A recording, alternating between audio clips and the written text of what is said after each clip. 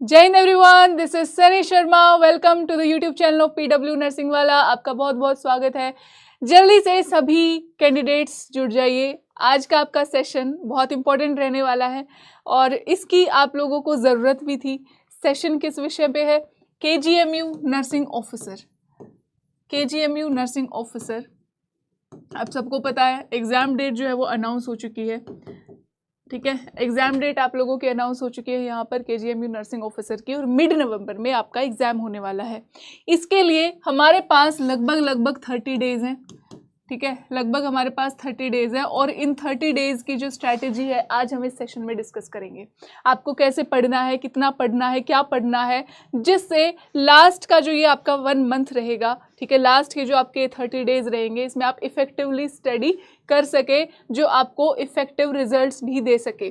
ठीक है, तो सबसे पहले मैं इसके एग्जाम पैटर्न पे बात करूं तो एग्जाम पैटर्न आपको लगभग 100 क्वेश्चंस आपको देखने को मिलेंगे, जिसमें से 60% वेटेज आपकी जो है नर्सिंग सब्जेक्ट्स की रहने वाली है और 40% वेटेज आपकी नॉन नर्सिंग सब्जेक्ट्स की रहने वाली है। यानी कि कोई भी सब्जेक्ट यहाँ पर ऐसा नहीं है जिसकी इंपॉर्टेंस कम है या जिसको आप इग्नोर करके चल सको। जिन बच्चों ने केजीएमयू का पेपर फिल किया है उन सबको ये दोनों ही पोर्शन इक्वली प्रिपेयर करने पड़ेंगे, क्योंकि ऑलमोस्ट आपका 50-50 पोर्शन है ना। 60-40 आपका जो पोर्शन इसमें है। अब देखो, इस पोर्शन में अगर हम बात करें नर्सिंग और नॉन नर्सिंग के सिलेबस की, तो थोड़ा सा एक बार सिलेबस आपको मैं दिखा दूँ।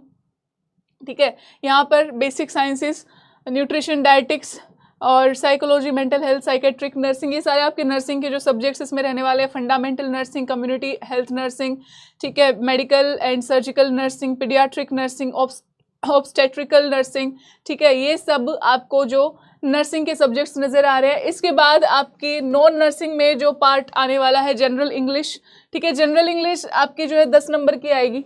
ठीक है, और जनरल नॉलेज है, उसके बाद जो आपकी 10 मार्क्स की आने वाली है। रीजनिंग आपकी 10 मार्क्स की आने वाली है और मैथमेटिकल एप्टीट्यूड जो आपका 10 मार्क्स का रहने वाला है। और जो आप इसमें सिलेबस देखेंगे तो सिलेबस में ऑलमोस्ट सब वो टॉपिक्स आपके यहाँ पर बोले गए हैं कि आपको कवर करने हैं, जो एक नॉर्मल कॉम्पिटिटिव एग्जाम में का आपका सिलेबस रहता है। ठीक है, तो देखिए आपको ये 30 डेज कैसे डिवाइड करने हैं 10-10 के पार्ट्स में। ठीक है, 10 डेज 10 डेज 10 डेज। अब जब यहाँ तक मैं एक्सपेक्ट कर रही हूँ आपसे कि आप लोगों ने जितनी भी आपकी सिलेबस है, थ्योरी है, वो कवर कर लिया होगा। ठीक है, और लास्ट 1 मंथ में उसमें से आप जो पढ़ते हो वो आप इफेक्टिव स्टडी होती है आपकी, वो आपको हमेशा एग्जाम तक जो है वो रिटेन रहेगा, मेमोरी में वो याद रहेगा आप कि वो इफेक्टिव स्टडी होती है जो आपको इफेक्टिव रिजल्ट देती है। तो इसमें आपको सबसे इंपॉर्टेंट पॉइंट जो ध्यान रखना है कि हमें वो चीज़ें पढ़नी है जो हमें पता है कि मोस्ट प्रोबेबली आपकी एग्जाम में ही रहने वाली है। ठीक है, तो ये 10-10 डेज आपको कैसे जो है इसमें डिवाइड करने हैं, ये हम लेके चलते हैं। 10 डेज देखो, हर रोज अगर एक टाइम टेबल और स्केड्यूल की भी बात की जाए तो हर रोज आपको क्या करना है, 6 आवर्स सेल्फ स्टडी। ठीक है, 6 आवर्स सेल्फ स्टडी के देने हैं भाई। ठीक है, 6 आवर्स आपको जो है स्टडी के देने हैं, जिसमें से 4 आवर्स डेली आपको नर्सिंग सब्जेक्ट्स में डालने हैं अपने। ठीक है, 4 आवर्स आपके नर्सिंग सब्जेक्ट्स में जाने चाहिए और डेली 2 आवर्स आपको नॉन नर्सिंग पढ़नी है। ठीक है, डेली 2 आवर्स आपको नॉन नर्सिंग पढ़नी है। अब ये जो टाइमिंग है ये आप अपने अकॉर्डिंग चेंज कर सकते हो कि आपने नर्सिंग क्लियरली एकदम पढ़ रखा और नॉन नर्सिंग उठाया भी नहीं है, तो यहाँ पर जो नंबर ऑफ आवर्स हैं वो नॉन नर्सिंग के बढ़ा दो। और सिमिलरली वाइस वर्सा आपको जो है इसके लिए करना नर्सिंग के लिए कि आपने नॉन नर्सिंग तो अच्छे से पढ़ी है, क्योंकि केजीएमयू का एग्जाम है तो नॉन नर्सिंग का अच्छा खासा पोर्शन था, तो आप लोगों ने नॉन नर्सिंग पे ज़्यादा फोकस किया हो। और नर्सिंग अगर कहीं पर लैग कर रहे हो तो नर्सिंग की टाइमिंग बढ़ा दो। तो इस 6 आवर्स को, इस सेल्फ स्टडी को आपको इस तरीके से पढ़ना है, जिसमें आपको अपने कॉन्सेप्ट्स को क्या करना है, मजबूत करना है। अब देखो, जो ये 2 आवर्स आप नॉन नर्सिंग के डेली पढ़ रहे हो, स्टार्टिंग के 10 डेज में आपको क्या करना है, शुरू के 10 दिनों में आपको शुरुआत करनी है मैथमेटिक्स से, जो सीधा 10 नंबर का आने वाला है। यकीन मानो अगर करोगे, इसको उठाओगे, अभी भी उठाओगे, तो आपके मोस्ट इंपॉर्टेंट टॉपिक्स के बेसिक क्वेश्चंस कर लो। आप पैटर्न देख लो कि आपका प्रीवियस ईयर्स में किस पैटर्न पे आया या दूसरे एग्जाम्स में किस पैटर्न पे उस टॉपिक के सवाल आते हैं, उनको आप बस प्रैक्टिस कर लो। और ये स्टार्टिंग के 10 डेज में मैंने मैथमेटिक्स इसलिए बोला है क्योंकि मैथमेटिक्स में आपको प्रैक्टिस की ज़रूरत होती है। इन केस आप 10 दिन में भी कवर ना कर पाए तो आप उसको आसानी से जो है आगे के डेज में भी एक्सटेंड कर पाओगे, प्रैक्टिस अच्छे से कर पाओगे। फिर 10 डेज में आपको रीजनिंग उठानी है इसमें, ठीक है, रीजनिंग उठानी है। यहाँ पर रीजनिंग की आप प्रैक्टिस कर लोगे, आपको पेपर तक वो याद रहेगी और 10 डेज में बिल्कुल आप कर पाओगे। अगर डेली 2 आवर्स आपने यहाँ पर नॉन नर्सिंग को दिए हैं, आप लेक्चर भी अटेंड कर सकते हो उसके साथ साथ, और आप सेल्फ स्टडी भी, सेल्फ प्रैक्टिस भी कर सकते हो। लास्ट के जो आपके 10 डेज हैं इसमें आपको जीके और इंग्लिश उठानी है, ठीक है, जीके और इंग्लिश उठानी है। क्यों ये मैंने लास्ट के 10 डेज में इसलिए रखा है क्योंकि जीके और इंग्लिश, जीके समंदर है अगेन, जैसा मैं हमेशा बोलती हूँ। तो इसमें आपको स्मार्टली पढ़ना है कि चलो ये पोर्शन में पढ़ लेता हूँ, और जो पढ़ो उसको अच्छे से याद कर लो। इसको आप प्रेडिक्ट भी नहीं कर सकते कि आपका पढ़ा हुआ आएगा भी या नहीं आएगा और उसके आने के कितने % चांसेस हैं। बस हम उस चीज़ पे खेल सकते हैं कि प्रीवियस ईयर्स या दूसरे एग्जाम्स में जीके के किस एरिया से सबसे ज़्यादा क्वेश्चन पूछे जाते हैं और कौन से ऐसे कॉमन क्वेश्चन हैं, हमें बस वो प्रैक्टिस करने हैं लास्ट के डेज में, ठीक है। और ये मेमोरी बेस्ड रहने वाला है तो ये हमें याद भी रहेगा। सिमिलरली इंग्लिश का जब आप सिलेबस देखेंगे, ग्रामर आपको जो प्रैक्टिस करनी है, ग्रामर के जो रूल्स हैं वो आप देख लीजिए। बाकी अगर हम बात करें तो बेसिक आपकी इंग्लिश यहाँ पर पूछी जाएगी, तो ज़्यादा हार्ड नहीं आएगी। बस हाँ, एंटोनियम सिनोनियम्स जो है आप अच्छे से प्रैक्टिस कर सकते हो, और जो पैसेज वगैरह आपके आते हैं 2-4 आप वो ज़रूर प्रैक्टिस कर लेना, ठीक है। वैसे तो ईजी रहते हैं वो करना, रीडिंग कॉम्प्रीहेंशन वगैरह अगर आते हैं इसमें तो आप जो है थोड़े से वो प्रैक्टिस करके जाना। ग्रामर के कुछ इंपॉर्टेंट टॉपिक्स के टेंसेज हो गए, ठीक है, आपके स्पीच हो गए, ठीक है, ये सब आप जो है प्रैक्टिस करके जाएंगे तो इंग्लिश में भी काफ़ी अच्छा स्कोर आप कर पाएंगे, ठीक है। तो जीके और इंग्लिश में मेमोरी बेस्ड रहने वाली हैं, एंटोनियम सिनोनियम्स आप याद रखेंगे, निमोनिक्स के साथ आप उसको याद करके जाइएगा जितने ज़्यादा हो सके। प्रीवियस ईयर्स के, किसी भी एग्जाम के प्रीवियस ईयर्स के उठा लेना, ठीक है, वही आपके जो है ऑलमोस्ट सभी में पूछे जाते हैं जो कॉमन क्वेश्चंस रहते हैं, ठीक है। तो जीके है, इंग्लिश है आपकी, आपको लास्ट 10 डेज में जितना ज़्यादा हो सके अच्छे से इसको पढ़ना है, ठीक है। और इसमें जो आपने पीछे पढ़ा है उसको रिवाइज करते जाना है। अब ये 2 आवर्स की आपकी नॉन नर्सिंग की जो है स्टडी थी, बचे हुए 4 आवर्स भी आपको 10-10-10 अपने इंपॉर्टेंट सब्जेक्ट्स के अकॉर्डिंग, आपके जो नर्सिंग के सब्जेक्ट्स आते हैं उसके अकॉर्डिंग बांट लीजिए। जो आपको सबसे टफ सब्जेक्ट लगता है, टफ प्लस इंपॉर्टेंट, ठीक है, टफ प्लस इंपॉर्टेंट जो आपको सब्जेक्ट लगता है वो आपको यहाँ पर रखना है, ठीक है, ताकि उसकी प्रैक्टिस के लिए आपको आगे भी इनफ टाइम मिले, ठीक है। उसके बाद आप मॉडरेट सब्जेक्ट और इजी, लास्ट के जो 10 डेज रहेंगे ना, इसमें कुछ भी नया मत उठाना, इसमें सब कुछ वो याद करना जो आपने अच्छे से पढ़ा है, ठीक है, जो आपने बार बार रिवाइज किया है उसको ही आपको जो है पढ़ना है अच्छे से, ठीक है। क्योंकि ऐसे एरिया से जब सवाल आते हैं, फिर किसी भी टाइप का सवाल आ जाए, किसी भी डिफिकल्टी लेवल का आ जाए, किसी भी पैटर्न पे आ जाए, जब आपने एक टॉपिक की मल्टीपल टाइम दिल से रिवीजन करी है, उसको पढ़ा है, तो आप उसके इर्द गिर्द के हर चीज़ को हल कर सकते हो, वो चाहे किसी भी टाइप में आपके सामने हो। तो इस चीज़ का ध्यान रखना। लास्ट 10 डेज की जो आपकी स्ट्रेटेजी रहेगी, लास्ट 10 डेज में आपको केवल और केवल इंपॉर्टेंट चीज़ों को रिवाइज करना है और आसान चीज़ों को पढ़ना है। अगर नहीं भी उठा रहे हो, मेमोरी बेस्ड चीज़ों को पढ़ना है, ठीक है। जीके है, इंग्लिश है, नर्सिंग के जो आपके मेमोरी बेस्ड सब्जेक्ट्स होते हैं, इंपॉर्टेंट भी होते हैं, उन चीज़ों को आपको लास्ट 10 डेज में रखना है। इसके साथ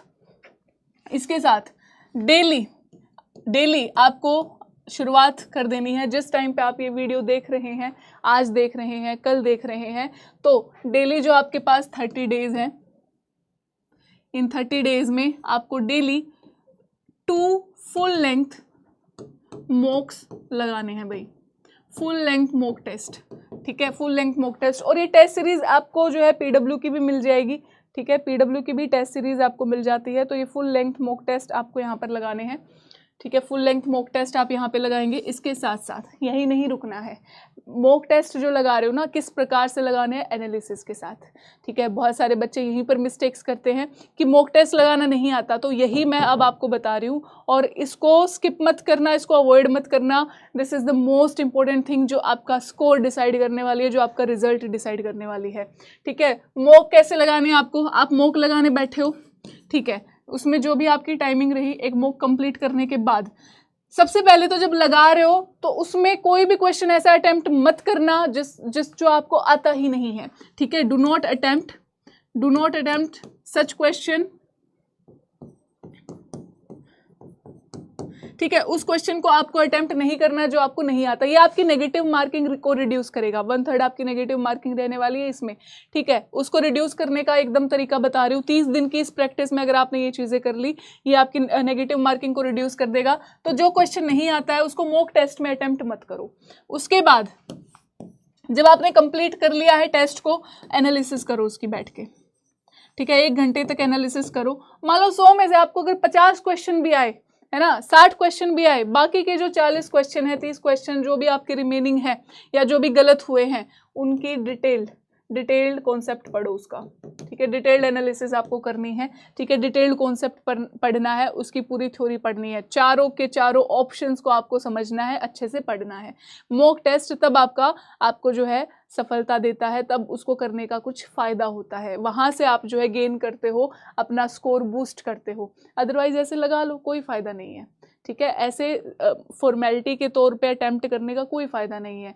पेपर में जैसे बैठ के करते हो, उससे पहले एक वो प्रैक्टिस होती है, उसको आपको पेपर की तरह नहीं करना है कि लगा दिया और काम ख़त्म। ये सारी चीज़ें आपको यहाँ पर फॉलो करके चलनी है। पेपर में क्या करते हो, आपको डाउटफुल सवाल पे आप उसको अटेम्प्ट भी करते हो, लेकिन जब मॉक टेस्ट आपके सामने होगा, आपको रियलाइज़ होगा अच्छा मुझे ये नहीं आता। फिर आप जब उसकी एनालिसिस करोगे तो आपको ये रियलाइज़ होगा अच्छा मैंने क्या सोचा था, अगर मैं उस ऑप्शन को टिक करता तो कितना मतलब कितने हद तक, कितने प्रतिशत तक उसको सही सोच पा रहा हूँ, है ना। और बाद में वो क्या करेक्ट आंसर निकलता है, वो सारी एनालिसिस।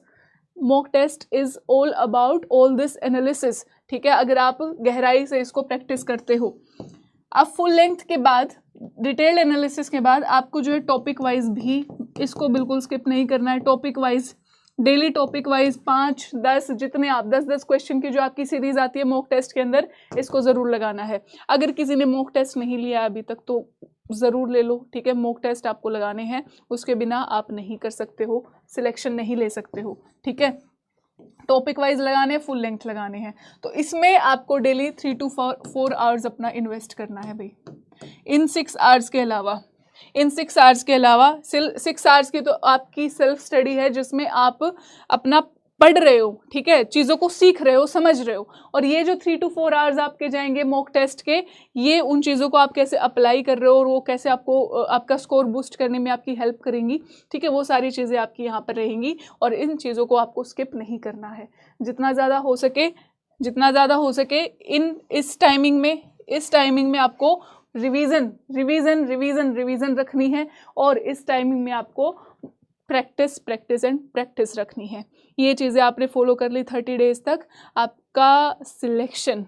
लेकिन ये चीज़ें तब करनी होती है जब आपने बेसिक पढ़ा है, ठीक है। जब से आपने फॉर्म फिलअप किया है तब से आप उस डायरेक्शन में पढ़ाई कर रहे हो, है ना। तब से आप रुके नहीं हो, कंसिस्टेंसी के साथ सीरियस वाली पढ़ाई कर रहे हो कि हाँ मुझे इस बार ही सिलेक्शन लेना है। 700+ वैकेंसीज़ है, 733 के अराउंड आपकी वैकेंसीज़ हैं और सिलेक्शन बिल्कुल संभव है। अगर आपको लगता है कि हमने सीरियसली उस दिशा में प्रिपरेशन की है, तो आपके सिलेक्शन को कोई नहीं रोक सकता। दूसरी चीज़ मैं आपको यहाँ पे बता दूँ कि 40% आपका नॉन नर्सिंग आ रहा है इसमें, वो सभी के लिए आ रहा है, ठीक है। कोई ऐसा नहीं है यहाँ पर कैंडिडेट जिसकी नॉन नर्सिंग के सब्जेक्ट्स एकदम A1 है। सभी को उसकी प्रैक्टिस करनी है, सभी करेंगे। तो अगर आप कहीं पर थोड़ा बहुत आपको ये भी फील हो रहा है कि मुझे थोड़ी सी डिफ़िकल्टी आ रही है या इस पोर्शन को मैं कर नहीं पा रहा हूँ, तो ये सोचना कि ये डिफ़िकल्टी मैक्सिमम बच्चों को आ रही है, तो आपको वहाँ पर गिव अप नहीं करना है। गिव अप अगर कर दोगे तो मतलब खेल ही वही है कि जो गिव अप नहीं करेगा उसको टैकल करके आगे बढ़ जाएगा, ठीक है। खुद को डीमोटिवेट नहीं होने देगा इन 30 डेज में और इफ़ेक्टिव स्टडी करेगा, उसी का सिलेक्शन पक्का है।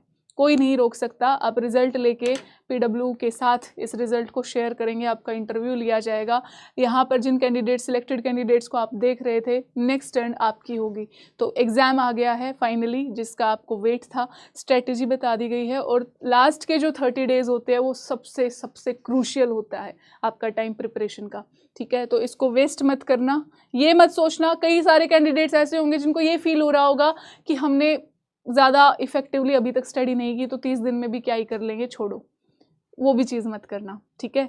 ये 30 दिन इस तरीके से पढ़ो कि इसमें ना हुआ तो ये अगले एग्जाम में काम आएंगे। ऐसा तो नहीं है कि आपने पूरा करियर ही छोड़ दिया है, आगे प्रिपेयर ही नहीं करोगे, तो ये यूटिलाइज भी होंगे और कोई नहीं जानता कि इस 30 दिन की इस स्टडी से हो सकता है आप एग्ज़ाम ये वाला ही क्रैक कर ले जाओ, और इसके हाई चांसेस हैं।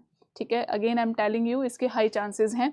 तो be focused, don't give up and just remain motivated. बाकी गाइडेंस के लिए हम साथ हैं।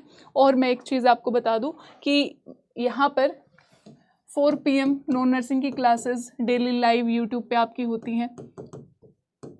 ठीक है, डेली लाइव क्लासेस होती है आपकी नॉन नर्सिंग की, और साथ ही आपके नर्सिंग के सब्जेक्ट्स के जो क्लासेस चल रही हैं सभी टीचर्स के द्वारा, उनको आप अटेंड कर सकते हो। ये बहुत बहुत फ़ायदा आपको करने वाली हैं आपके इस एग्ज़ाम में। ठीक है, बाकी मैराथन्स वगैरह आप लोगों के लिए चैनल पे रन की जाएंगी। ठीक है, थोड़े ही दिनों में वो भी स्टार्ट हो जाएंगी, जो आपको बहुत ज़्यादा हेल्पफुल रहने वाली हैं। मिलते हैं आपसे नेक्स्ट सेशन में, और ऑल द बेस्ट आपकी प्रिपरेशन के लिए। 30 डेज़ वेरी क्रूशियल डेज़, इनका फ़ायदा उठाओ। ठीक है, तो नेक्स्ट सेशन में मिलेंगे। जुड़े रहिए PW नर्सिंग वाला के साथ अपनी प्रिपरेशन के लिए। तब तक के लिए बाय बाय, टेक केयर, जय हिंद।